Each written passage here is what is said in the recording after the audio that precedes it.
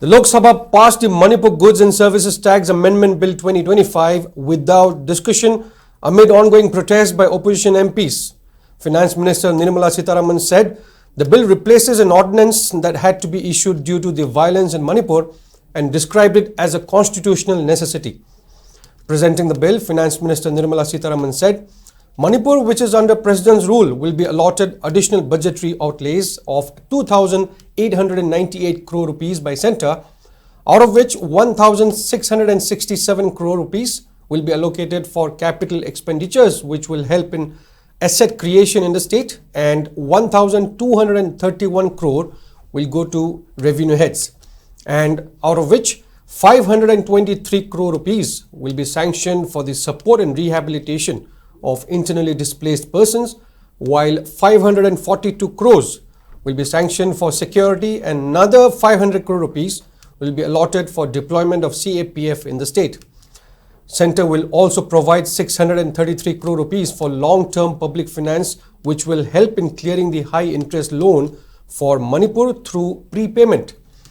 Speaking further, the Finance Minister also informed that Manipur will be allocated 700 crore rupees under scheme for special assistance to states for capital investment.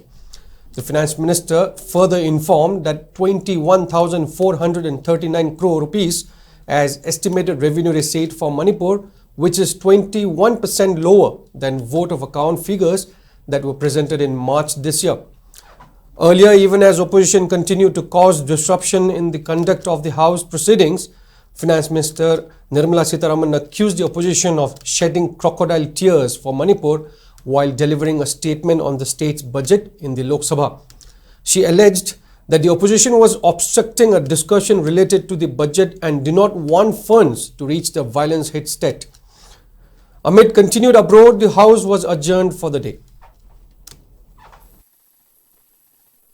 Manipur के ऊपर विपक्ष कभी भी कुछ ना कुछ विषय उठाते रहते हैं, वो उनके हक है, मगर जब सरकार के द्वारा बजट पेश कर रहे हैं, उनके लिए पैसा दे रहे हैं, मणिपुर के डेवलपमेंट के लिए सोच विचार करके अच्छा कदम उठा रहे हैं, उसको सुनने में उनका क्षमता नहीं है और उनका करेज भी नहीं है। एडिशनल एलोकेशन मैंने आपके सामने रखा, उसमें 2,800 करोड़ का रुपया 2898 करोड़ मणिपुर के लिए इस बजट में एडिशनल एलोकेशन के नाम पर केंद्र सरकार प्राइम मिनिस्टर मोदी के एडवाइस में हम मणिपुर के लिए दे रहे हैं, और उसमें 1,667 करोड़ उनके कैपिटल एक्सपेंडिचर के लिए जाएगा, जिससे मणिपुर में एसेट क्रिएशन होगा।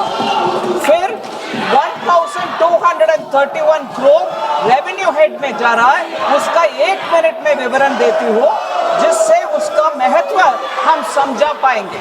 Rehabilitation internally displaced persons Manipur में कैंप्स में रह रहे हैं, उनके लिए सपोर्ट करने के लिए, उनके पुनरावास के लिए हमने 523 करोड़ दे रहे हैं, इंटरनली डिस्प्लेस्ड पर्सन्स के पुनरावास के लिए।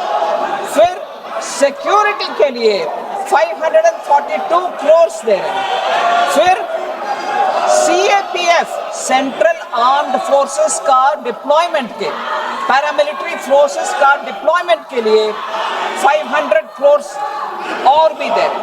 फिर लॉन्ग टर्म पब्लिक फाइनेंस के लिए, ये वेरी वेरी इंपॉर्टेंट है सर, मणिपुर का लॉन्ग स्टैंडिंग लोन्स है हाई इंटरेस्ट पर, वो हाई इंटरेस्ट लोन्स को क्लियर करने के लिए 633 करोड़ मणिपुर के लिए हम दे रहे हैं, प्रीपेमेंट करके वो हाई इंटरेस्ट लोन्स को क्लियर कर रहे हैं। फिर SASकी जो स्पेशल असिस्टेंट स्टेट्स के लिए देते हैं 50 साल के लिए इंटरेस्ट फ्री, जिससे वो स्टेट उनके अपने अपने कैपिटल एक्सपेंडिचर करवा पाएंगे, उसके लिए 700 करोड़ मणिपुर के लिए दे रहे हैं सर। इसीलिए 21,439 करोड़ है sir revenue receipts. This is 21% lower than the vote on account figures that were presented in March 2025. फिर भी हम केंद्र सरकार के द्वारा सपोर्ट करके उनको आगे ले चलने के लिए कोशिश कर रहे हैं, इसीलिए मैं आपसे रिक्वेस्ट कर रही हूँ इस बिल को पारित करें।